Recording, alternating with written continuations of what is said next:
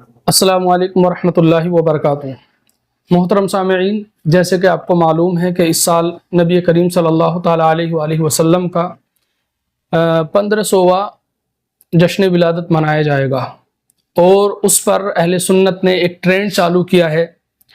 اور ٹرینڈ میں یہ چیزیں رکھی ہیں کہ چونکہ نبی کریم صلی اللہ تعالیٰ علیہ وسلم کی ولادت کو اس سال 1500 سال ہونے والے ہیں، تو ایسے میں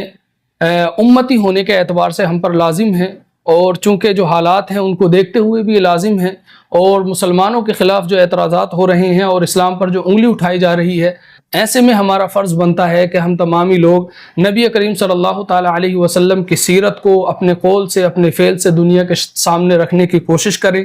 تاکہ پوری دنیا اور اغیار جو ہیں نبی کریم صلی اللہ تعالیٰ علیہ وسلم کی صحیح سیرت سے واقف ہو سکیں، اور اسلام کے خلاف جو ان کے اعتراضات ہیں، جو اسلام پر وہ کرورتا کے اور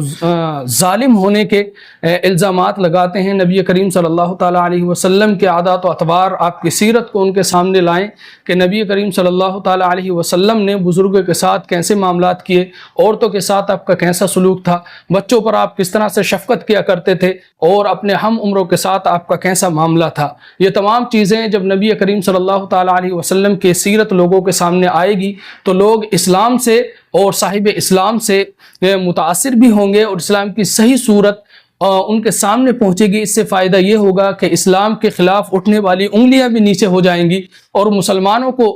جو لوگ حقیر بنا کر دنیا کے سامنے پیش کرنے کی کوشش کرتے ہیں، اس میں بھی انشاءاللہ عز و جل کمی آئے گی۔